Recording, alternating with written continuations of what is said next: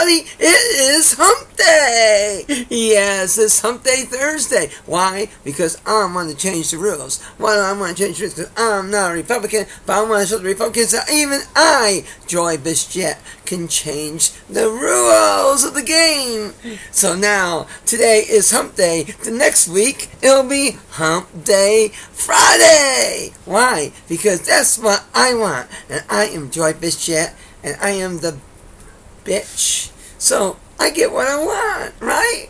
Okay. Well, I missed Hump Day yesterday, so I thought we'd have a Hump Day Thursday. And I thought that because Republicans should change things last minute, I would change something last minute. So it is now Hump Day Thursday. And the day is the 27th. Oh my goodness, I'm a day late. Anyway, this is April 27th, and it is Hump Day Thursday, otherwise known as Thursday, and we're here, and we want to talk to you about anything you want. Name it. Oh, you don't? Okay, now, I guess I'll do it, since we don't have a two-way conversation here. Let's see. 2 officers or 2 soldiers were killed in Afghanistan in that mountain fighting the IS. Okay, that's sad because I didn't know we were fighting the IS in Afghanistan until the other day. I thought we were fighting the IS in Syria and other little places in the Middle East, but not Afghanistan. Unfortunately, a couple of our guys got killed and one got wounded kind of badly. No, a couple of months, weeks earlier, someone else got killed. My heart goes out. I'm sorry, but it's war. And what do you expect when you sign up for the military and you go places? Okay, I'm not going to argue this. If you want to go in the military because it's a job, it's an adventure, more power to you. If you go in realizing you're fighting a war, you're fighting, shoot guns, bang, bang, somebody is going to die. So the bottom line here is that when we have people dying, it's news. I don't understand why. I mean, people die every day. People die in the United States, people die in Europe, people die everywhere. But here's the thing that I'm trying to point out. 1, how many people did we lose during World War II? How many people did we lose in the Korean War? Vietnam, 55,000 plus.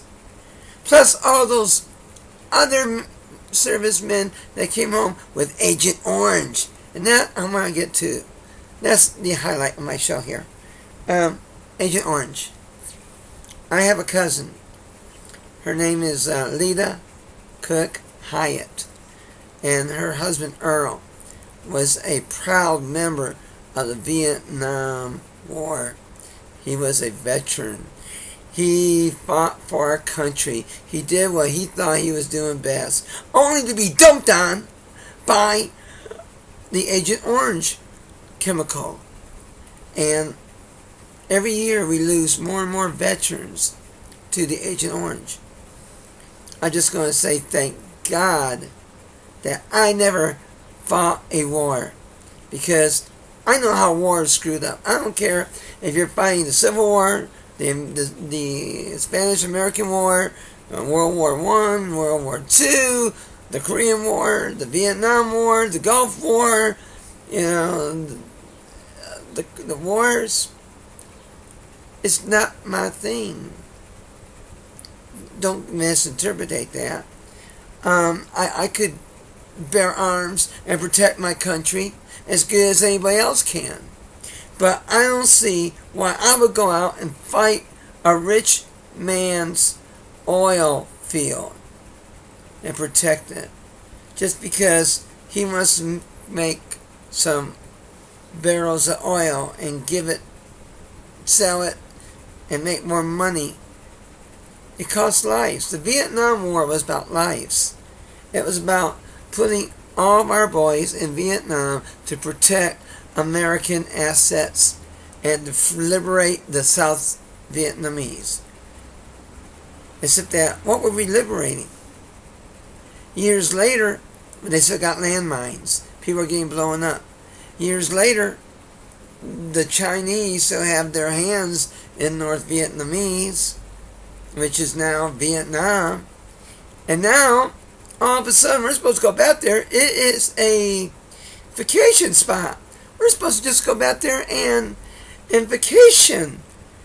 And how can you vacation in a war in a place where you once were fighting a war and you saw your buddies, your brothers, your cousins all get killed?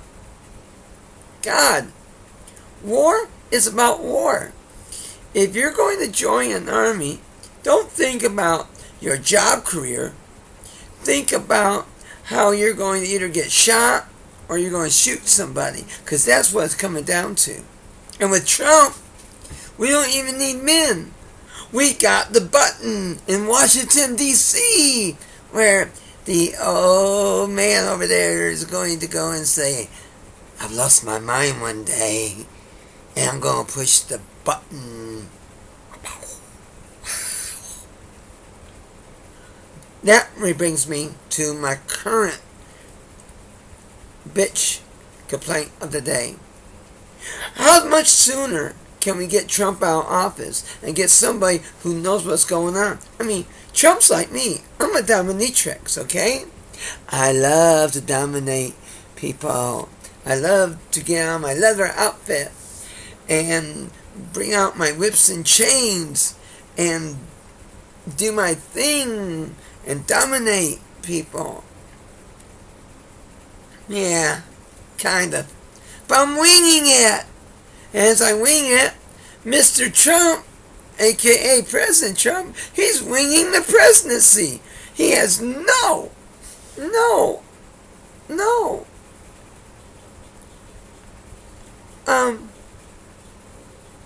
He doesn't know what. I mean, he's never been a representative. He's never been a senator. And now he's president of the United States. I mean, I just can't think of the word right this second. He has no clue as to how. He just runs it day by day. And then here's, what's his wife's name? Melanie? Melinda? Whatever. Mrs. Trump. Mrs. Trump takes over the east wing of the White House. Except she's never been in the White House, supposedly. Or she hasn't lived there. She's living in Manhattan with her son, going to prestige school. And she's talking about, I'm going to have to move into the White House, but I really don't want to. And she don't even have a crew. She don't even have a crew. I mean, Eminem has a crew. Kid Rock has a crew. Vanilla Ice had a crew. MC Hammer had a crew. Tone Loc has a crew. Ice-T has a crew. Snoop Doggy has a crew. Ice Cube has a crew, but she don't have a crew. So she's got to get all these people together to help run the east wing of the White House, which they say is a ghost town. How can you be a ghost town? Maybe Abraham Lincoln, JFK, and all the other Democratic spirits will come out and haunt Mr. Trump and tell him the best thing he can do right now is to resign and let a Democrat take office. One that knows the ropes, that has been there, that has worked their way up through the ladder. I don't care. Hillary be okay. But Hillary and I have issues. The issues I have with Hillary is that CPS coming and taking children for no reason whatsoever, just to despise my and Sharon's lifestyle. Me, now you all know what I'm all about. And Sharon, now, we're in a lesbian relationship. And because of that, and because we were around town, CPS didn't like us. So they punished us on our anniversary by taking away all the children out of the house. For a whole month almost. Minus one day. So, will I vote for Hillary for president? Maybe. But she fixed a bill that Walter Mondale did years before he became vice president. Senator Walter Mondale wanted to relieve the foster care program. So he tried to get the kids adopted out quickly in foster care so they would get back into a real home. Well, Hillary added to it, and when Hillary added to it, it gave the state and the feds more money. And so they take away your blonde-haired, blue-eyed kids, keep them in their conservatorship for any amount of time, mostly years. And they make money every month off the federal government for doing it. And why? Why? Because Hillary helped sign this bill. She helped add this bill in office. She didn't just sign it. She added to the Walter Mondale bill. So, war. If you're going to fight a war, expect to lose limbs. Expect to be shot. If you're fighting a war just to make money, you're in a bad, wrong business. If you're fighting the war because you're a patriot, you're okay. But if you're fighting a war because you're protecting your family, your friends, your neighbors, thumbs up to you. And I pray to God that you don't get hurt. Hillary, will I vote for her? Honestly, now that the election's over with? No. No, I won't vote for her. And I didn't vote for her. I didn't vote for nobody because I was in a different state at the time. And I tried to absentee vote, and my voting ballot didn't come in, but Sharon's did. So Sharon voted, and I didn't. I was frustrated because this is the first time in umpteenth million years that I haven't voted in any election, and it hurt me. But guess what? I will be voting. If I stay in Texas, I'm going to be voting for Beto O'Rourke. Hopefully he'll become the United States Senator that kicks Ted Cruz's butt and kicks him out of office, or takes over office for him. And if I don't, if I'm not here, I'll be in Las Vegas, where I will vote for every Democrat that I've ever voted for. And Senator Caroline Kennedy, who will be a senator when she runs. When she runs for president, she's got my vote. Joe Kennedy III, if he runs for any office, he's got my vote. Senator Corker in New York, he would have my vote. All of these people would have my vote because they are a vote of confidence for the United States of America. All right, well, here it is. Humpday Thursday, and I gave you my best shot. Now I gotta go and find me somebody to Only kidding. Only kidding. I gotta get ready for the crew. My crew's coming in. Hey, they made perfect attendance. And AB Honor Roll again. One more time. I gotta get them a bike for the summer. Which I think is pretty cool. I think every kid should have a bike. What do you say? Anyways, the views of this program are expressed by me and should not be taken seriously sometimes because I joke, such as dominating people. I'm joking! If I could make money dominating people, I wouldn't be here on YouTube dressed in scraggly, beat up motorcycle shirts. I'd be in leather, baby, with leather boots. And I'd be having my own domination website. Okay. Anyways, my crew's coming in. I gotta go. It's been a Humpday Thursday, A.K.A. Thursday. I wish you all a lot of partying. And tomorrow is Friday, where we can talk about comedy. What do you say? So I'm going to get my comedy going. And remember, Saturday, Slam Punk Rock Poetry Night. I got at least a new one for you. So we're going to have it. Until then, hey, take it easy. I love you all. Mwah. Oh, let me go one more. I got a few more minutes, maybe about 50 seconds. All right, I'm going to shout out to ADHARA in Mexico City.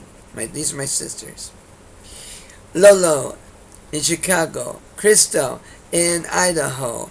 MARLA in Fresno. Addie in San Diego. Abby in Texas. And my sister Judy, who finally got her phone. And she realized that I wasn't in it. And I texted her and she texted me back. Judy, you're wonderful, baby. I love you dearly. And you're just so ultra cool. Anyways, remember these people. Beto O'Rourke. Joe Kennedy III. Caroline Kennedy. These are the people that are going to be running your country soon. I pray. I hope. And I'm going to work in their campaigns to make them, wow, to make this country the best country to live in. As of right now, I'm truly thinking about running to the border and becoming a Mexican, or running to the north and becoming a Canadian. Because I'm so ashamed of living in the United States with people who try to take away all my rights. Health, gay, trans, pay wages, everything just going down the tubes. So, anyways, hey, a couple of good things here. A couple of good things on the way out. This could be a little bit longer. Just a teeny bit longer. RIOTGUN. These are bands. Gotta hear RIOTGUN. Gotta hear Broken Saints. You gotta hear Eric Leach at Symbol 6. You gotta hear Chris Crash and Blessed Mess. And the FOCKE-WOLVES. That's FOCKE Wolves. WOLVES. And White Demons. Now check out those names. And listen to that music. Support local music. Even if you live on the other side of the country. Okay? Well, until next time. Adios, amigos! I think I'm going to go to Mexico City and live with my sister, ADHARA. ADHARA would be great, you know. Live in Mexico City. I eat brand Doritos. Well, it wasn't really that way. I had a Spanish teacher once named Miss Hackett. And when I was in 5th grade, she taught me Spanish. Real Spanish. And ever since then, I've had a thing for people all across the world. As I'm Italian, baby. Italian, baby. Italian. Ooh. Anyways, until next time, I'm live from somewhere in the United States. Can you guess where? Yeah, I haven't moved. Later, Gators.